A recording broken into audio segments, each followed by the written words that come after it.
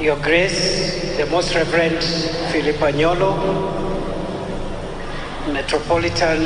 Archbishop of Nairobi, Your Excellency Rigathi Gachagua, Deputy President of the Republic of Kenya, Secretary to the Cabinet, Mercy Wanjau, Members of Parliament, Service Commanders, and all our members of the uniformed disciplined forces, fellow Kenyans, mine this afternoon is very simple. I want to thank the Church for the continued spiritual support and nourishment for men and women who have dedicated their lives to make sure that our country is safe and secure. I want to thank the leadership of the Church and hope that they will continue supporting us as we discharge this patriotic duty of securing our homeland.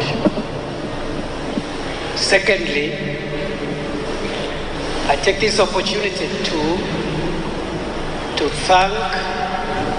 members of the uniformed disciplined forces for the sacrifices they continue to make in protecting the rest of us, protecting the property of their fellow citizens, protecting the natural resources that God has given us, including our wildlife, our forests, and our environment. I want to thank each one of you for the sacrifices that you continue to make in helping us secure our nation. I want to assure you of the government's commitment to support you in your work. And as the minister responsible for the policy direction in the security sector, I want to assure you and your families that we will continue to improve the policy space upon which you work so that you feel appreciated and recognized because of the very important service you continue to provide to our nation. I do know that I'm coming in the ministry when a number of reforms are ongoing on the improvement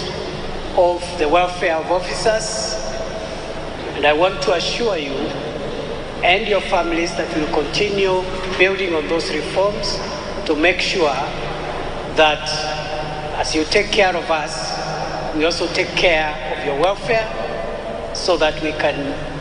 have a situation where our officers have morale, and when they go home appreciated, and then with the full knowledge that the country appreciates what they do for the rest of us.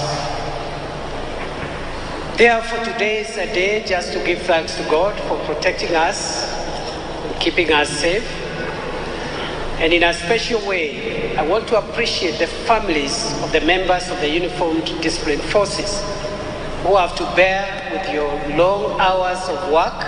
and absence from home. And to every spouse, every child, every relative, and every neighbor of these men and women in uniform, I must say a special thank you for giving the social support to these colleagues to make sure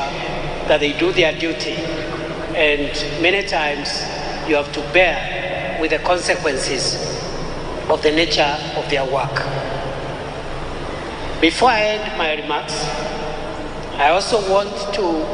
pass this message to the small minority among our people who continue to make our security difficult. And because I'm transitioning, I am learning to make short speeches. And therefore, I just want to communicate that we have a job to do to deal with the 1% among us who continue to make it difficult for the 99% in terms of our own safety, the safety of our property, and also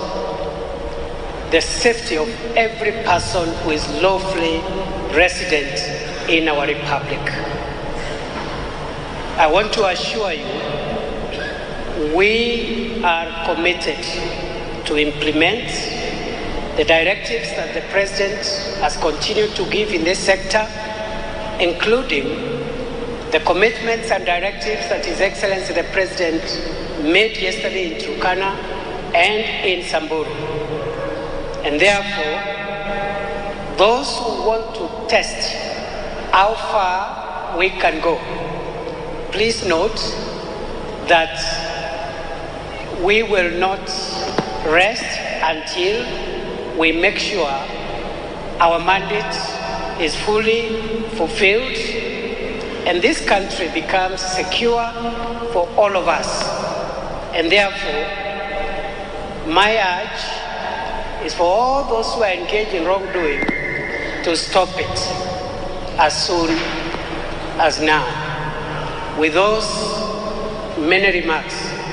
allow me now to welcome His Excellency, the Deputy President of the Republic of Kenya, the Honorable Rigathi Gachagua, to come